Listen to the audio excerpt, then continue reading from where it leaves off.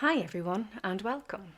If you're here, you're probably looking for real practical advice on how to lose weight. And not just any advice, but tips that actually work. I'm Sarah Jane, a hypnotherapist, nutrition coach, and personal trainer with over a decade of experience helping people transform their bodies and lives. Today, I want to share what I have learned, not just from my professional experience, but also from my personal journey. Before we dive into calories, diets, or exercise plans, we need to talk about the foundations of sustainable weight loss. So let's get into it. Part 1, the foundation before you think about food. 1. Sleep matters. Sleep isn't just a nice to have, it's crucial. A lack of sleep can lead to poor decision making, increased cravings, and higher stress levels.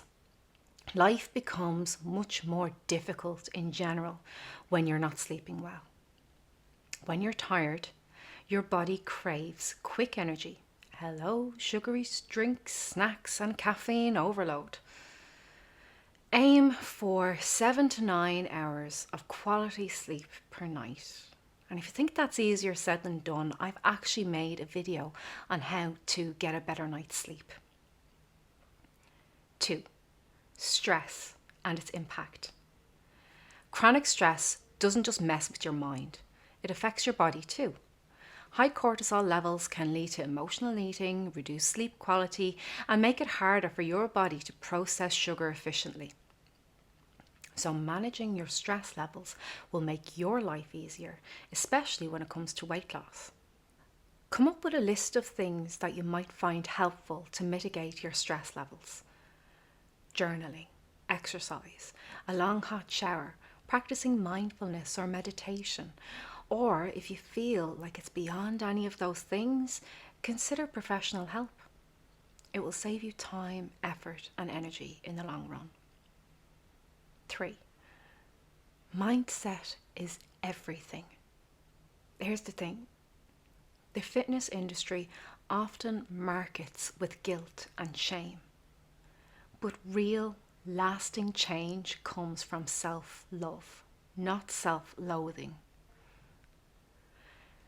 It's okay to want to change how you look, but if you don't like who you are on the inside, no amount of weight loss will ever make you happy. We don't take care of things that we do not care about. I'll say that again.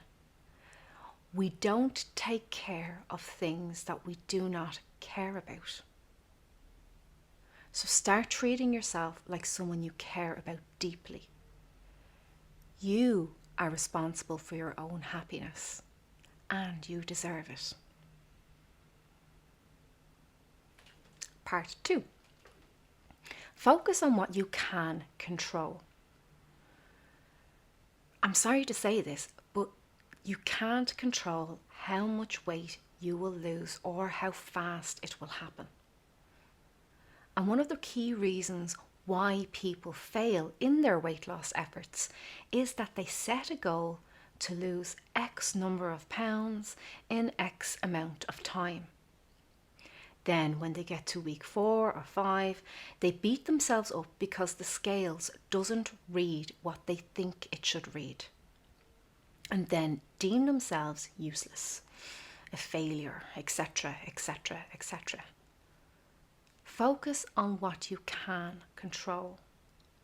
What you can control are your actions, like planning your meals, staying consistent with exercise. Set action-based goals like, I'll drink an extra glass of water before each meal instead of, I'll lose 2 pounds this week. By the way, you can have a target weight, but if you put a deadline on that, then that's the part that you can't control. Some weeks you'll be on fire, whereas others, life could throw a curveball. Something stressful happens, or you get a couple of sleepless nights, then you feel like you have to play catch up in order to meet the deadline, which adds more stress. And you can see where I'm going with this, yeah? Part 3. Let's talk about food. Now that you have the right mindset, let's talk nutrition. Energy in versus energy out, the law of thermodynamics. Weight loss in itself boils down to a calorie deficit. You need to use more energy than you consume. But it's not just about the eat less, move more. Sleep, stress, and mindset all impact how your body uses energy. Find your baseline. So you start by tracking your calories and weight every day for 2 weeks. Now, it's important that you remain consistent with your tracking. For example, if you mark, say, 100 milliliters of milk as 100 calories, you stick to that metric rather than change brands of milk on the calorie tracker, which then will give you a different reading. People say that they can't lose weight despite counting calories. That's because they're not in a calorie deficit first. And the second reason is calorie counting is incredibly inaccurate between human error and the fact that we are living organisms. Each one of us is unique, and measuring calories in the first place was conducted mechanically. So if you think that's a little bit confusing, just remember that no matter how many calories you record on a day, you stick to your metrics and remain consistent with that throughout the process. Take your average on day 7 and day 14 to see if you're maintaining, in a surplus, or in a deficit. Use that data to make informed adjustments. Decide how many calories you can reduce daily, be it 5%, 10, 15, or even 20%. You decide. There are plenty of ways that you can create a calorie deficit without too much effort at all. Small changes can make a big difference, such as swapping your sugary drinks for low or zero calorie options. Reducing portion sizes, particularly in starchy carbohydrates like pasta, bread and potatoes. Now, don't eliminate them, by the way. We still need them for optimal function. And also reducing portions in high-fat, greasy foods like anything that's deep fried or chocolate. Again, reduce being the key word. You don't have to give up chocolate. But if you are a chocoholic, you may be in for a shock when you find out how many excess calories you're eating by having that extra portion. Increase the volume of minimally processed foods like vegetables and lean proteins. This will keep you full and change your taste buds to reduce those sugary cravings. Drink a big glass of water before meals. Dining out usually involves a starter, a main, a dessert, and alcohol. Choose 2 of those 4, or choose 3 and combine it with intuitive eating, which I will talk about in a moment. Aggressive dieting versus slow and steady. Which one is better? The truth is, either approach can work.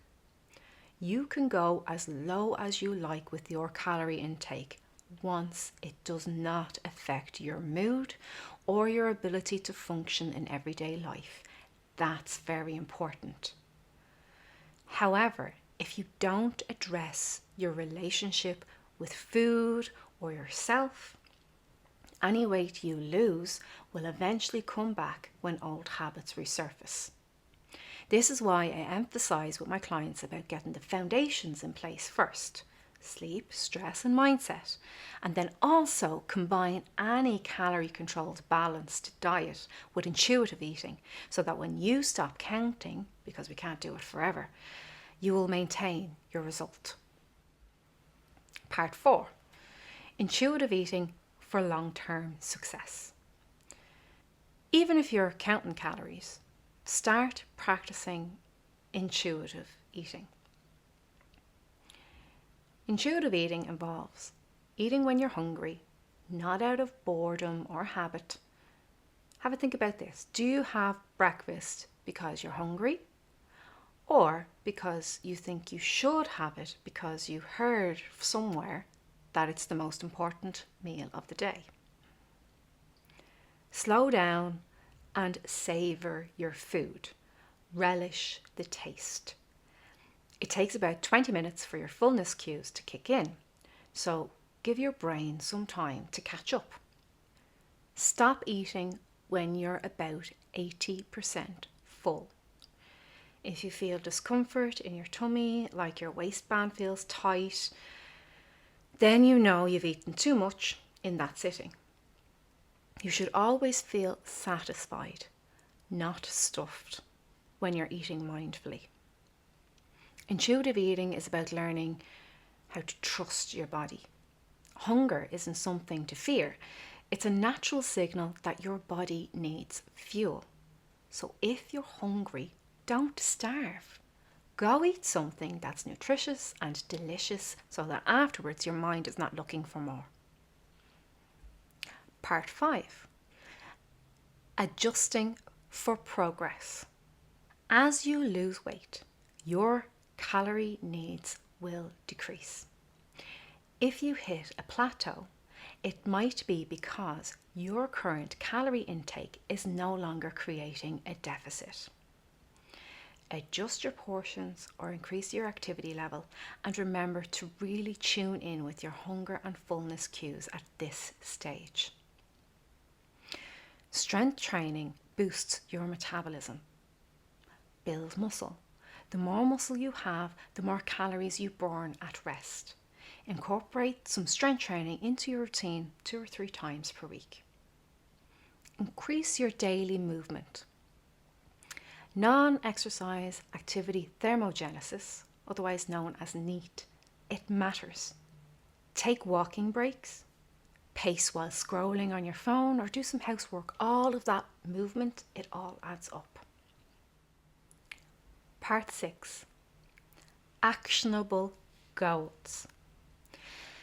Here are some sample actionable goals to help you get started. Drink an extra glass of water before each meal. Plan your meals. This can be as simple as deciding before going into the shop or before opening the fridge. Ensure each meal includes lean protein and colourful vegetables. Increase your daily steps. If your daily step count is below 5,000, aim to increase it gradually. Don't worry if 10,000 steps feels overwhelming. Start by adding an extra 500 or 1,000 steps per day and just take it from there. Use smaller plates. Our eyes can trick us into eating more than we need. Using a smaller plate can help you feel fuller, faster, and naturally reduce portion sizes without feeling deprived. Slow down your eating. Take your time with meals. Be the last person at the table to finish, or chew each bite at least 15 times before swallowing. This helps your body register fullness and prevents overeating. Decide what is the easiest thing you can do to increase your chances of losing weight, that you will consistently do no matter what happens in life. This is your non-negotiable action. That no matter how hectic, busy, or overwhelming life gets, you will do this one simple, easy thing. Write it on a post-it note. No matter what happens, I will do X. That could be anything I've already mentioned. Make it work for you.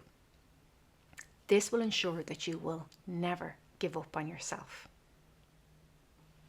Hindsight's a wonderful thing, so take a moment to reflect on your previous weight loss attempts. What worked? What didn't work? Why didn't it work? Now, knowing what you know now, ask yourself, what would you do differently? Pause and think. What has to happen in your life to finally lose weight? Are you willing to do what it takes? If not, why not? If you found this video helpful, please share, interact, give a thumbs up. And if you're looking for more support, check out my online programs, Overcoming Emotional Eating and the 6-week Kickstart. Or if you'd like to work with me in person, reach out and let's have a conversation. Thank you so much for watching, and I'll see you in the next video. Take care.